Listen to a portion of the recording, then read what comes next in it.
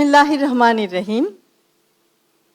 আজকের অনুষ্ঠানের সম্মানিত সভাপতি, মাননীয় প্রধান অতিথি জনাব তারেক রহমান, গণপ্রজাতন্ত্রী বাংলাদেশ সরকারের মাননীয় প্রধানমন্ত্রী,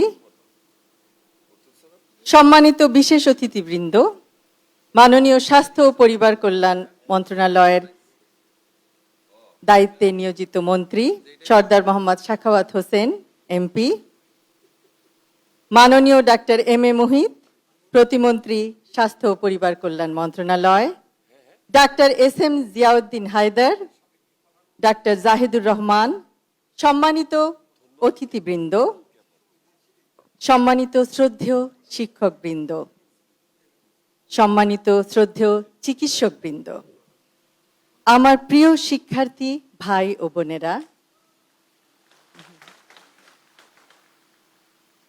স্মৃতিবিজড়িত ঢাকা মেডিকেল কলেজ ও হাসপাতালের নার্স, কর্মকর্তা, কর্মচারীবৃন্দ, সম্মানিত সুধী, আসসালামু আলাইকুম।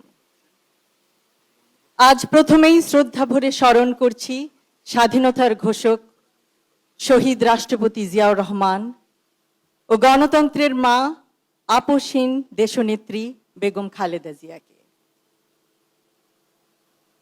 বহুদিন ধরে একটি আর্তনাদ আমার কানে ধ্বনিত হয়। সেই আর্তনাদ একজন রোগীর পরিবারের সদস্যের। মস্তিষ্কে রক্তক্ষরণ হওয়ার সুষ্ঠু ডায়াগনোসিসে ব্যর্থ আমাদের ওয়ার্ডের সকলে, কারণ সিটি স্ক্যান মেশিন সেদিন অকেজো ছিল। শত প্রচেষ্টার পরও সেই ব্যক্তিকে বাঁচানো যায়নি। Third year, fourth year, fifth ইয়ারে, পরবর্তীতে ইন্টার্নশিপের সময় ঢাকা মেডিকেল কলেজ হাসপাতালে অনেক সময় দেখেছি, উপলব্ধি করেছি সেই অসহায়ত্ব। পেডিয়াট্রিক ওয়ার্ডে রোটেশনের সময় দুই চোখ অন্ধ ছোট্ট শিশু, টেট্রালজি অফ ফ্যালটের রোগী, সে কেমন করে যেন বুঝতে পারত আমি তার সামনে দাঁড়িয়ে আছি। তাকেও হারাই অপারেশনের টেবিলে। অথবা অ্যাপ্লাস্টিক অ্যানিমিয়ায় আক্রান্ত একজন গৃহকর্মী, যে যন্ত্রণায় চিৎকার করত, অন্য রোগীদের অনুরোধে তাকে বারান্দায় শত গরম থাকা সত্ত্বেও স্থানান্তর করা হতো। গাইনোকোলজি অ্যান্ড অবস্টেট্রিক রোটেশনের সময় সেই দিনের কথা প্রায় মনে পড়ে, যখন আল্ট্রাসনোগ্রামে অষ্টম কন্যা শিশু হবে জানায় স্ত্রীকে একাকী ওয়ার্ডে রেখে যায় জীবনের বোঝায় মুহ্যমান রিক্সা চালক স্বামী। তার অসহায়ত্ব হয়তো বোঝা যায়। শিশুটি জন্ম নেওয়ার পর দেখা যায় সেটি পুত্র সন্তান, কিন্তু শ্বাস নিতে দেরি। নিয়ে গেলাম পেডিয়াট্রিক ওয়ার্ডে, ইনকিউবেটরে। শিশুটি বাঁচে এবং পরবর্তীতে গোটা পরিবারের একসাথে হওয়ায় স্বস্তি পাই। বর্তমানে নিশ্চয়ই পরিস্থিতির উন্নতি হয়েছে। চাকুরি থেকে বরখাস্তের পর আর কখনো ঢাকা মেডিকেল কলেজ হাসপাতালে আসা হয়নি, কিন্তু আমরা চাই ঢাকা মেডিকেল কলেজ হাসপাতাল হোক একটি centre of excellence and compassion for patients in Bangladesh. একটি আশ্বস্ত করার বাক্য একটি ওষুধের মতো কাজ করে। চিকিৎসা বিজ্ঞানের ভিত্তি জ্ঞান হলেও চিকিৎসা পেশার প্রকৃত ভিত্তি মানবিকতা। চিকিৎসা বিজ্ঞানের অগ্রযাত্রা যতই প্রযুক্তি নির্ভর হোক না কেন, তার কেন্দ্রবিন্দুতে সবসময় মানুষই থাকবে।